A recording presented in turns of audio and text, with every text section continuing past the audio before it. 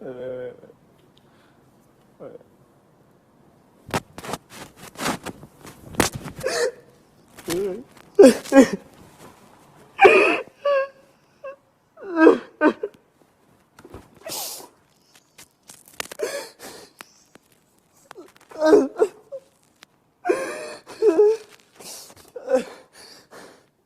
Sorry, guys. I'm sorry.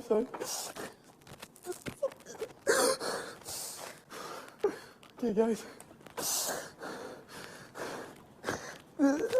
This is my dad.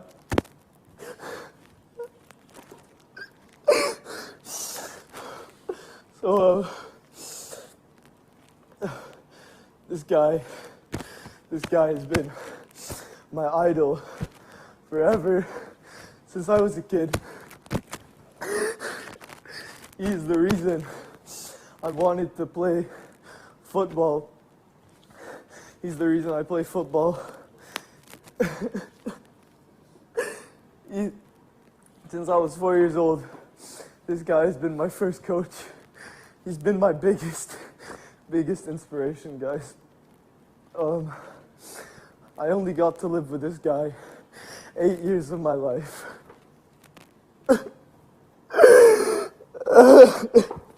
I'm sorry, guys. I only got to live with him 8 years of my life, and he's always been away from me. My family's always been,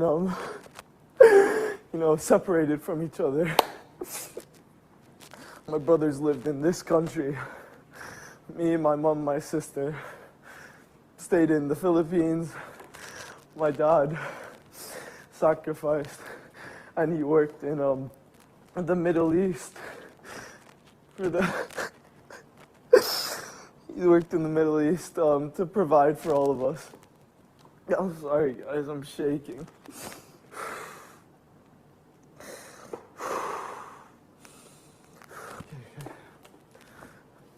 So, I've always been away from this guy, but, whenever I'm with him, he makes me feel the happiest. I always try to call him as much as I can. I always try to, whenever I call him, I tell him about my day. I tell him how I do in training, how I do in football. I always tell him I want to make him proud with my football, with my school, because I know that's what he would love.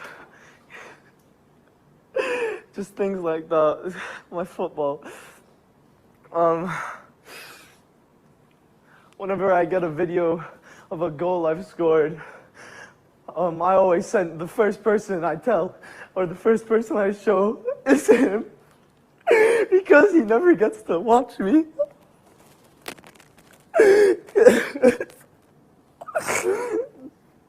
And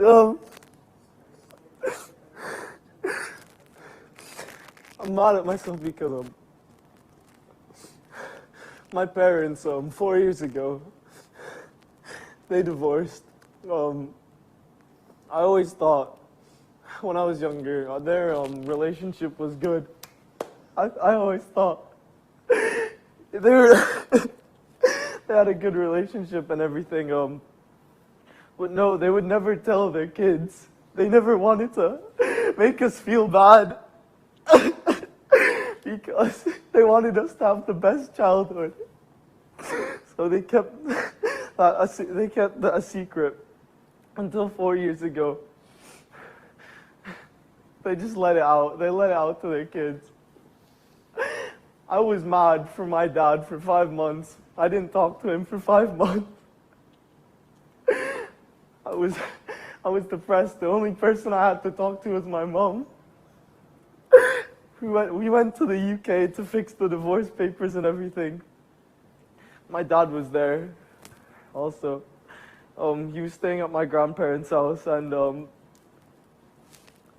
I didn't want to see him. I didn't want to see him because I didn't want to hear what he had to say to me.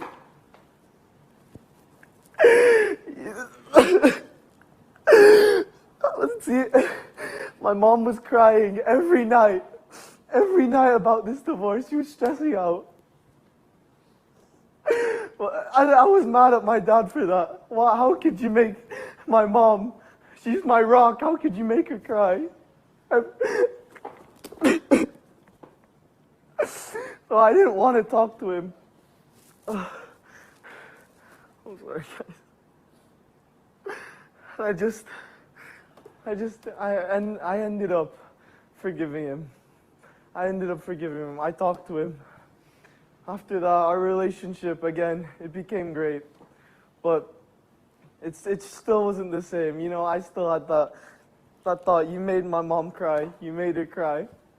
But, you know, I just let it slide. I let it slide. And,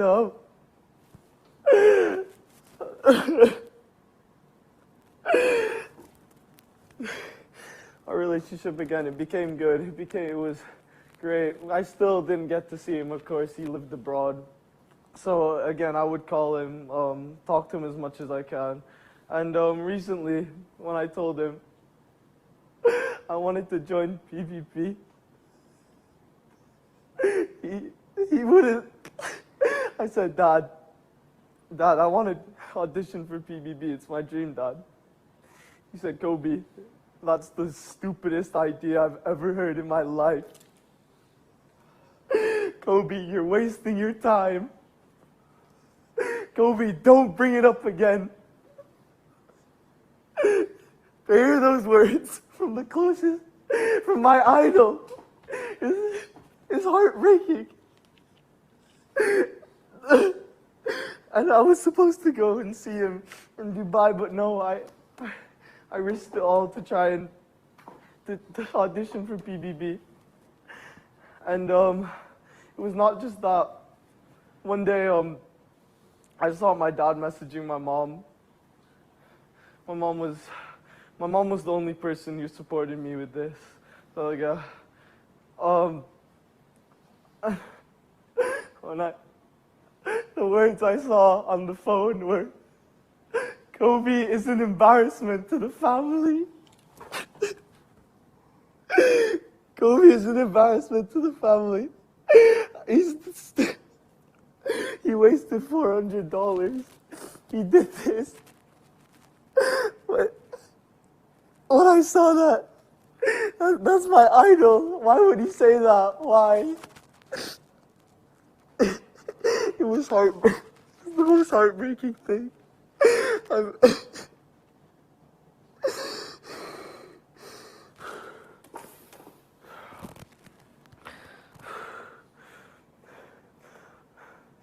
guys, I didn't come here to prove my dad wrong or anything like that. I want to show him that I'm doing something good.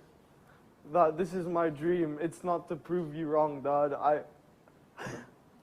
This is my dream, Dad. I hope he's watching this and I hope he understands. That's it, guys. I'm sorry. That's it.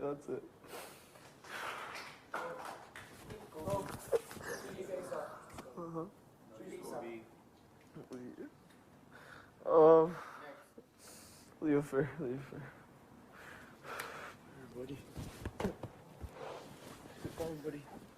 I miss him, bro. I miss him.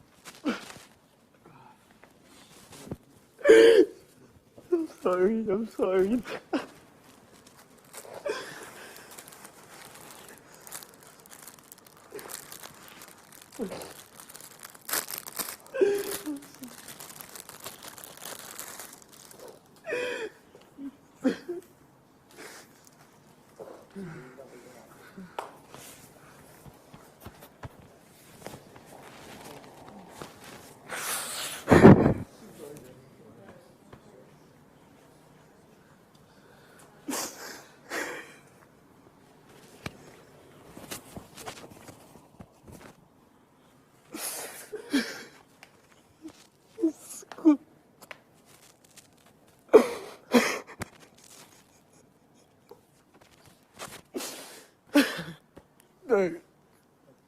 Good morning, sir.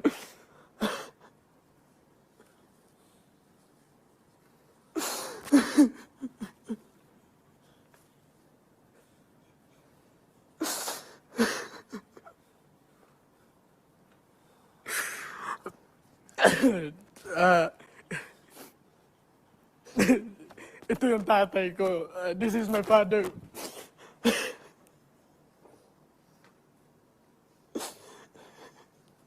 Simula bata pa ako, hanggang ngayon, hindi kami masyadong as in close.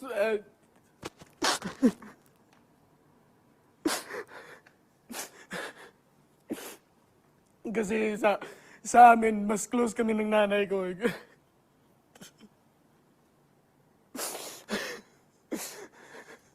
Kasi mula bata ko, nakita ko sa tatay ko, sobrang strict to. Ganun ba? ba parang takot ako ipakita sa kanya yung nararamdaman ko. Pero mahal na mahal ko to, mahal na mahal ko to.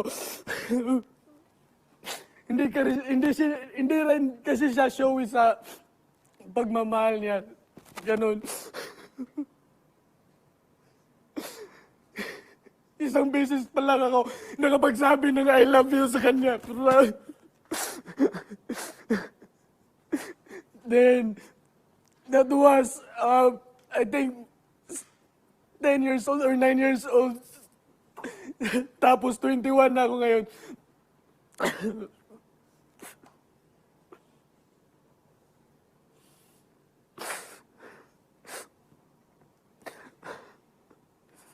Sorry, tay. Gustong-gusto ko sabihin sa mga magulang ko na halos kada araw, gusto ko sabihin sa kanila, Tay, Nay, I love you. Tay, Nay, I love you. Pero sa nanay ko lang nagagawa yun eh. Sobrang unfair, di ba?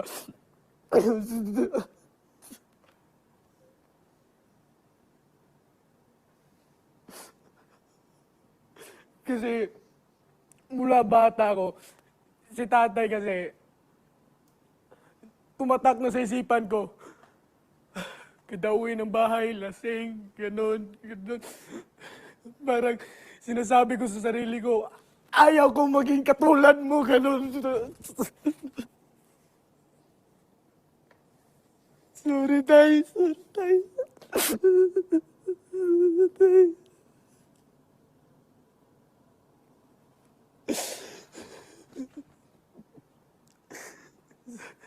Sa totoo lang,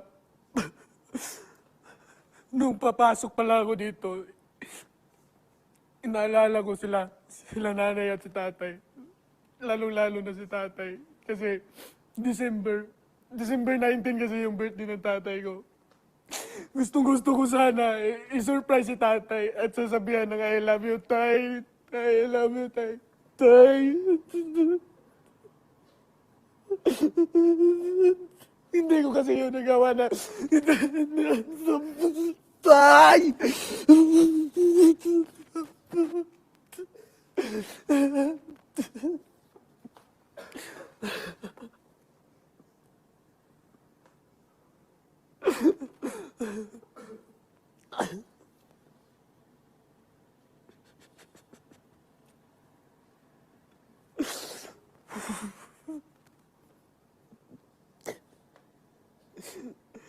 Kahit hindi kami close ng tatay ko, si tatay yung nagturo sa akin kung paano magmaneho ng motor, ganon.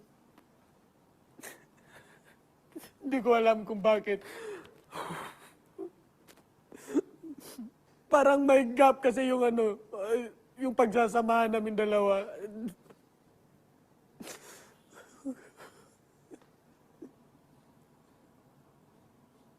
Nagigilty ako sa sarili ko kasi hindi ko na ipadama sa kanya yung pagmamahal bilang isang anak.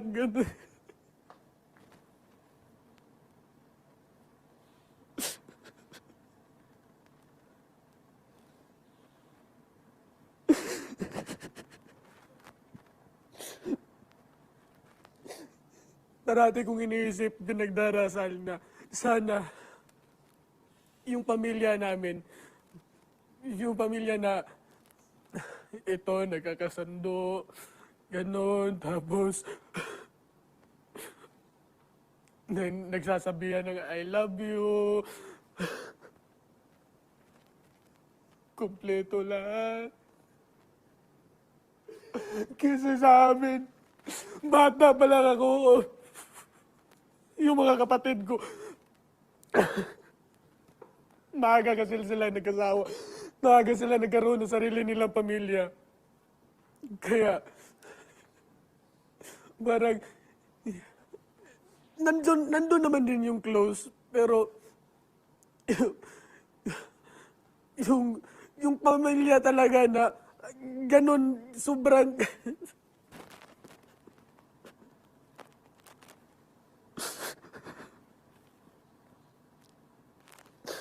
sobra talaga akong nagigilty sa tatay ko kasi lahat, parang, lahat ng kinakain namin, financial, lahat, parang kinikredit ko lahat kay nanay. Ganun. Pero si tatay naman yung nasa palayan.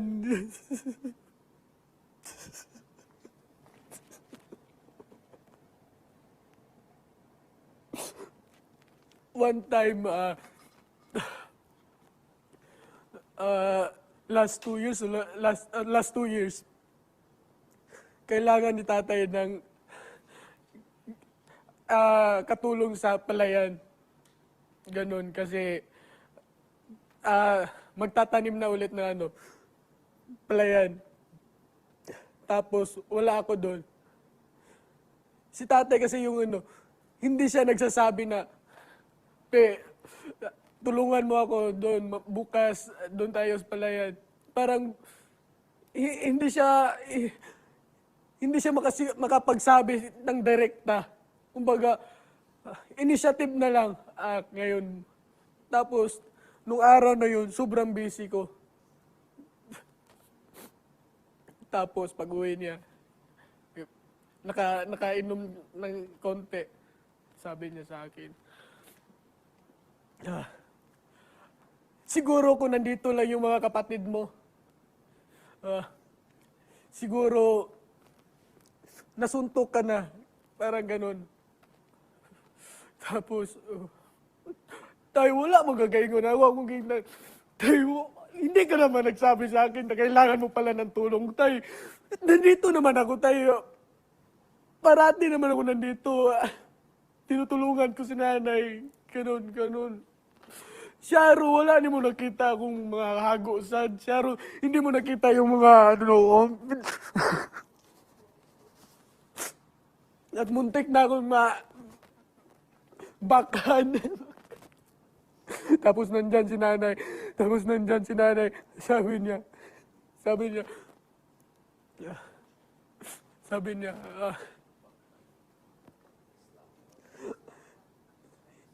sabi ni nanay, kung nagsabi ka lang sana, tutulungan ka naman, nandyan naman parati.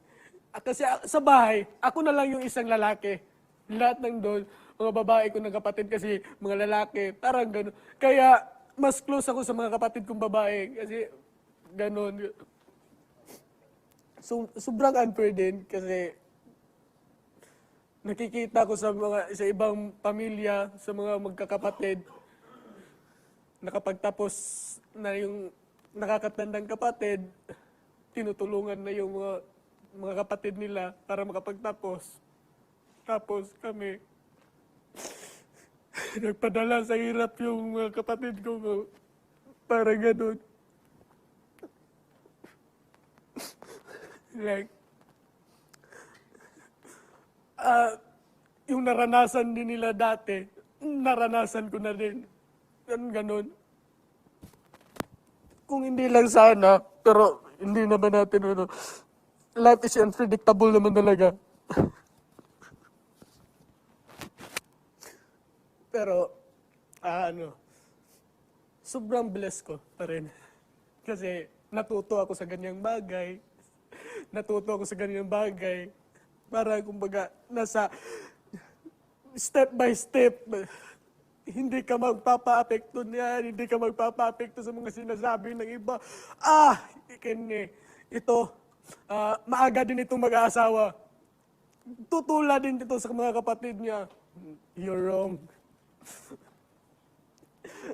ipapakita ko sa inyo, may makakamit ako, may maaabot ako. Kaya, parati akong, sumasali ng kahit anong contest, school contest, para kumukolekta ng mga certificates. Ganun, para napakita ko sa nila na may maaabot talaga ako.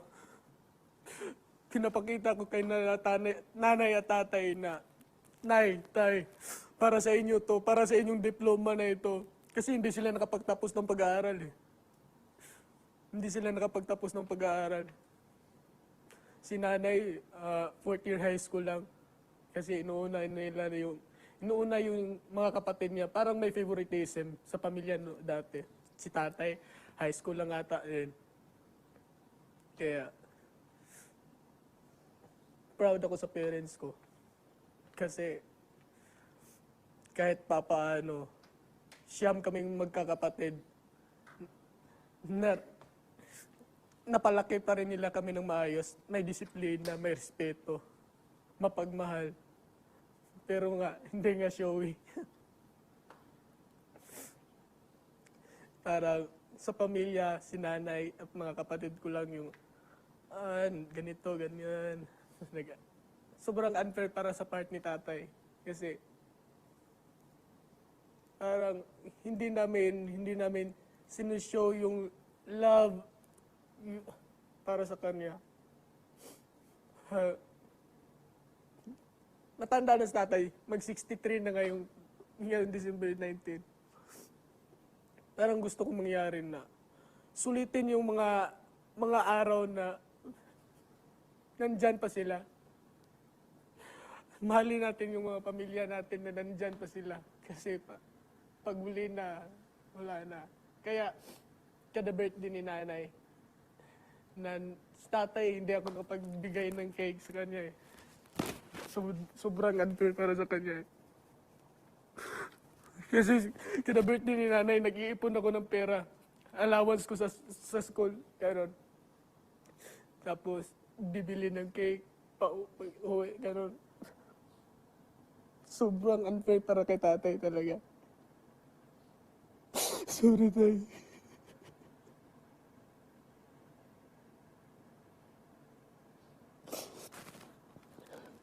Ngayon ko pala na-realize na sobrang unfair para kay tatay.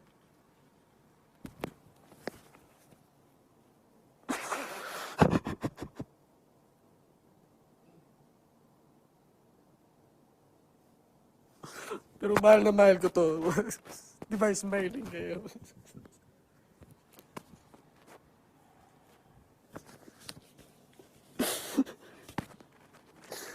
Itong araw na to, birthday to ng nakakatandang kapatid namin. Sumunod lang ako dito eh, kasi galing pa ako sa school. Sobrang saya niya dito. Sobrang saya niya dito. Kasi nandito yung nakakatandang kapatid namin. Tapos mga kaibigan niya, mga katrabaho ng kapatid ko, nandun lahat. Pero sa birthday ko, hindi ko pa siya nakita ganito.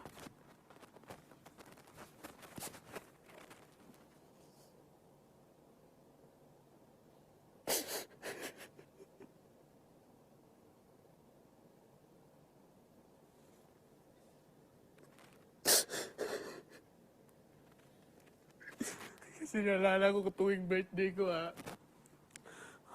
okay lang sa akin na kahit lechon manok, okay lang yan.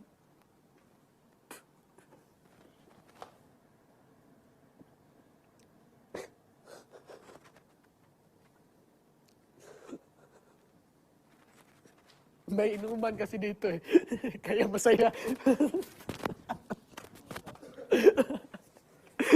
Mahilig sa alak to eh. Kaya masaya.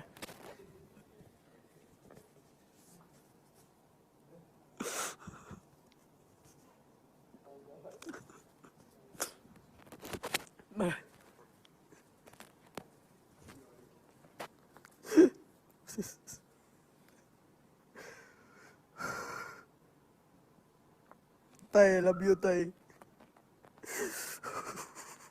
Hindi, hindi man sa personal kita nasasabihan ng I love you, pero I love you kayo. Love you kayo, tay. Love you kayo, tay.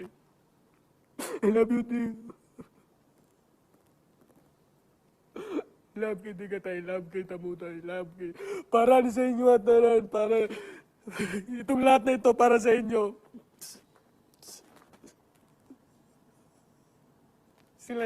Sila yung rason kung bakit ako nandito. Yung mga kapatid ko na hindi nakapagtapos. Sila yung rason. Sila yung rason. Sila yung rason kung bakit ako nagpupursige sa mga pangarap ko.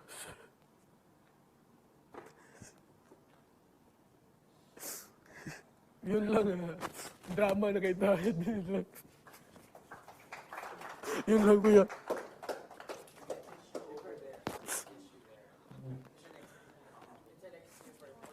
Angel na lang, Angel.